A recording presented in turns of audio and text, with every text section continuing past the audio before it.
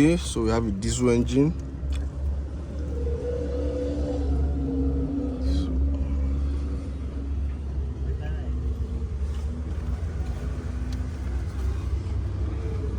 Okay, Sally, start here. Umbo. Yeah. Start it.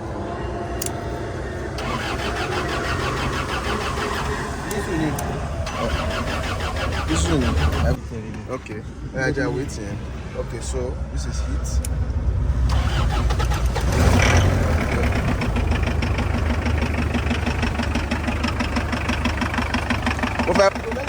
Yeah.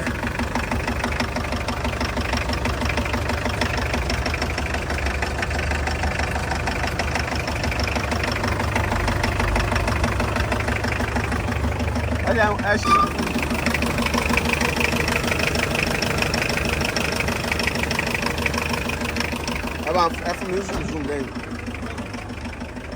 That is it.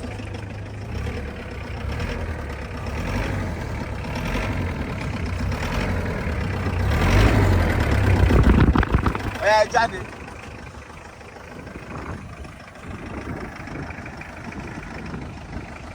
Jáde.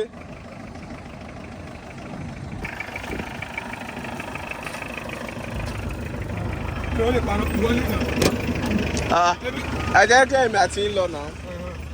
No, but if I'm on the station, I'm better. Ibo? The station, I'm better. The police station, I'm better. The police station, I'm better. I'm going to do it. Never.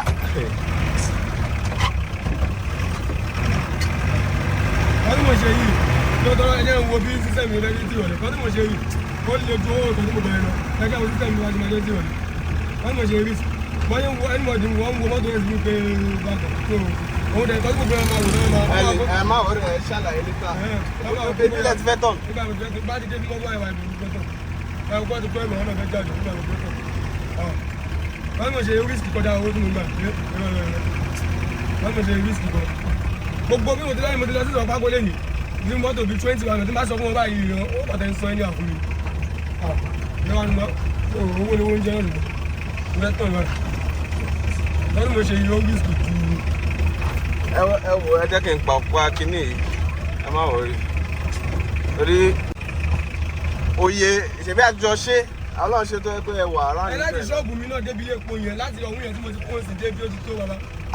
Ṣé èmi ń jókòó sínú mọ́tò ṣe mọ́tò mẹ́ka ẹ dúró? Ẹ láti ìgbà iná padà náà nítorí tó kọ̀tẹ́ ṣe. Orúkọ mi ni mọ́tò. Èmi ló ní iṣẹ́ mi náà, èmi ló mọ nǹkan tí mo ń ṣe, ẹ̀yin kọ́ náà. Ẹ kò lè sọ pé nǹkan tẹ́ ẹ decide lè pé ẹ má wọrí. Ẹ má wọrí. Ẹ má wọrí. Ẹ dúró kọ́ kí n gbé kámẹ́rà. Ẹ ti wà ń bì, mo sọ pé kẹ́ ẹ dúró kí n gbé kámẹ́rà ká lọ.